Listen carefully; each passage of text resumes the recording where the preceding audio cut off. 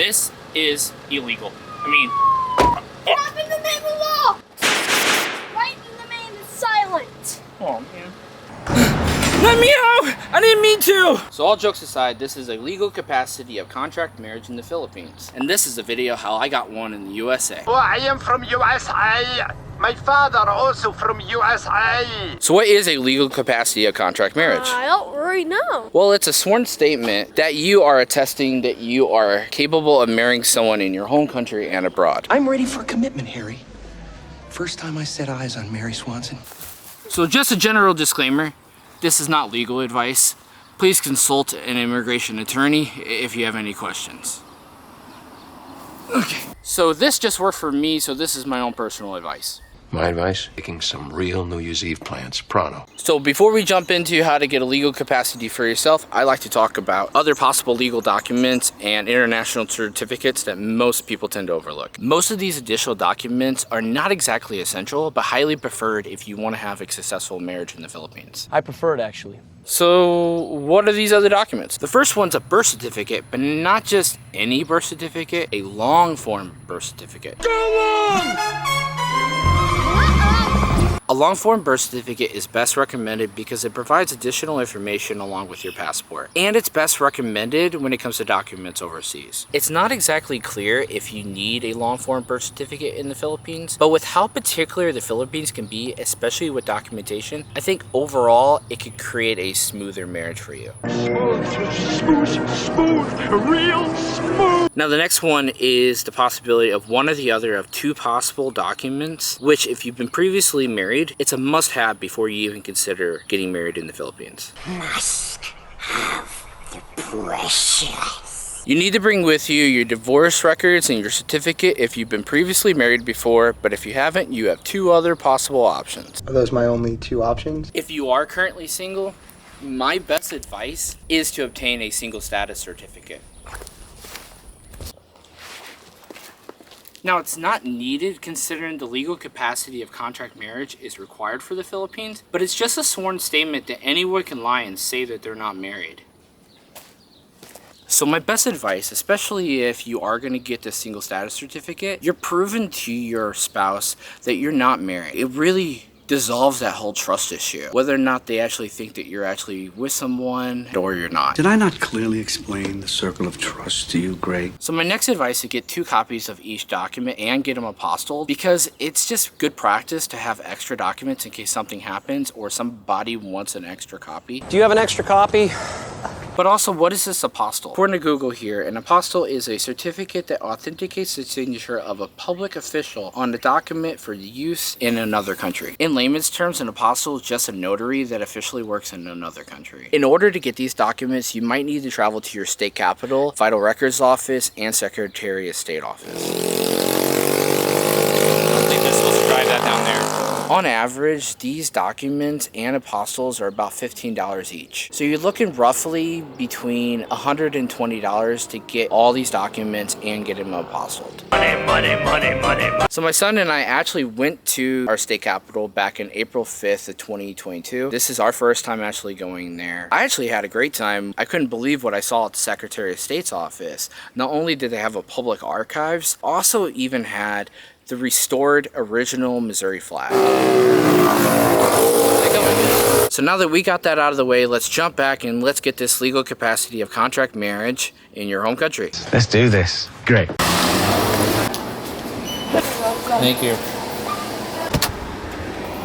Oh no, here he comes. Finally. Yeah, I got you some. You know how you dropped your shake earlier? I got you a new one. Finally. You're welcome. Thanks.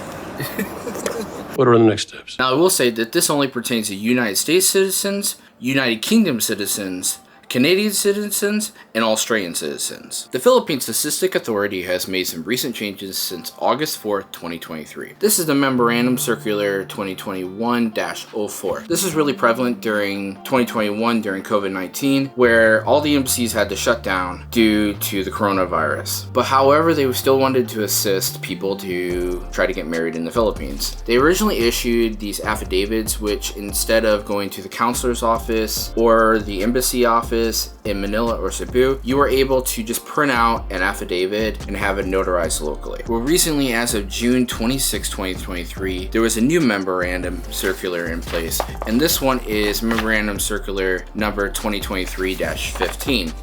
They actually wrote the 15 on there instead of typing it, which was kind of different. This one actually pertains to the fact is they were actually trying to open back up the embassy and the counselor's office since COVID restrictions have kind of relaxed. And they were hoping that the embassy would be able to take on all of the workload to help people actually get their notarized done in the embassy or at the counselor's office in Cebu or Manila. However, there's a new memorandum in place, the new Memorandum Circular number 2023-16 as of August 4th, 2023, where I guess the counselor's office in Cebu and the Manila embassy office, they weren't able to handle all of the appointments as of this time. They're really struggling still with staff shortages and everything. So they basically reinstated this one where you can get an affidavit. However, they forgot to give us affidavits to print out online. It just so happens I have all 4 affidavit forms for all 4 countries,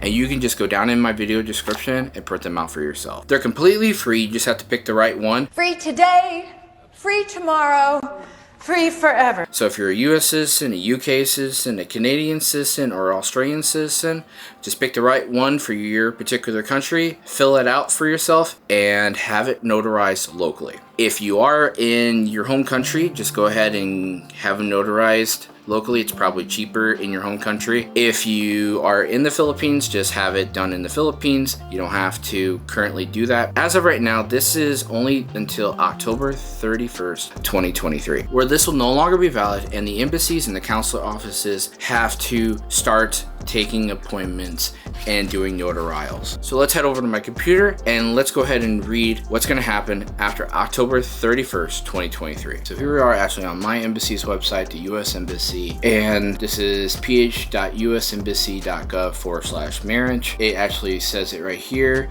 Legal valid marriages, contracts abroad generally are valid in the United States. If you get married abroad, you need to know if your marriage will be recognized in the United States and what documentation will be required. Contact the office of the Attorney General of your state residence in the United States. And then it talks about how U.S. diplomats can't perform marriages, and then it talks about how you need a certificate of legal capacity of contract marriage in the Philippines, because all nationals need a legal capacity of contract marriage before getting married in the Philippines. It states right here that the U.S. Embassy is aware of the Philippine Statistics Authority PSA Memorandum Circular number 2023-15, effective July 31st, 2023, required that these affidavits to be notarized by the embassy or the consular agency in Cebu. Please note that the implementation has been suspended since October 31st, 2023. According to PSA Memorandum Circular number 2023-16, affidavits of legal capacity of contract marriage will be valid and notarized by the Philippine notaries during this period, and the U.S. citizens may find options significantly more convenient than notarizations in the embassy. Then it also talks about, please remember to ask the local civil registry office what information must be included in your affidavit. And then it also says a sworn statement in which a U.S. citizen attests that they are free to marry, information regarding any prior marriages, and copy of evidence of the U.S. citizen presented to the notarizing agent. That's one reason why I talk about a single status certificate. I think it's highly important to bring one just in case. You don't need one. I don't think they're actually going to ask at the civil registry office, but I think it's just beneficial. So it does explicitly say that you have to have these notarized locally in the Philippines. I had no problem actually having mine notarized in the U.S. I think it was beneficial for me to have it done prior to me traveling to the Philippines. It just saved me an extra trip while I was there. If you really really want to be safe, just go ahead and have it done in the Philippines if you can afford it. I think notarials would be probably more expensive in the Philippines and harder to find, but also go ahead and be prepared for that. I will say that all your documentation that you do need to bring with you needs to at least be 6 months valid. That's very important. So your US passport has to be 6 months valid. Your driver's license for a secondary ID needs to be 6 months valid. This legal capacity of contract marriage also needs to be 6 months valid. Your seminar, which we will be talking about in the future, how to get one online, will also need to be at least 6 months valid, which we actually almost did not meet that deadline when we filed our seminar online. Your divorce decree documents, your apostilles on top of that, all of that stuff needs to be at least 6 months valid. So in conclusion, what do you need to bring with you in the Philippines? I would say your driver's license, your passport, photocopies of your driver's license and passport, just in case they want extra copies, your legal capacity of contract marriage affidavit, either filled out and notarized or not notarized, where you're going to have it notarized in the Philippines, your birth certificate, which I recommend the long form birth certificate, a divorce decree and divorce certificate, or if you are currently single, getting a single status certificate, also called a certificate of no marriage. Bring 2 passport photo IDs just in case also, and just in general, just bring extra copies of everything. Extra! Now I do recommend having your divorce certificate, your single status certificate, and your birth certificate all apostilled. I think it will save any kind of possible issues that you might have. So if you did find this video helpful, go ahead and hit that like button, hit subscribe, and put your comments below if you have any questions. I'm here to help you guys have a wonderful marriage. I will be putting those affidavits in the video description below. Thank you, and I hope you enjoyed the video.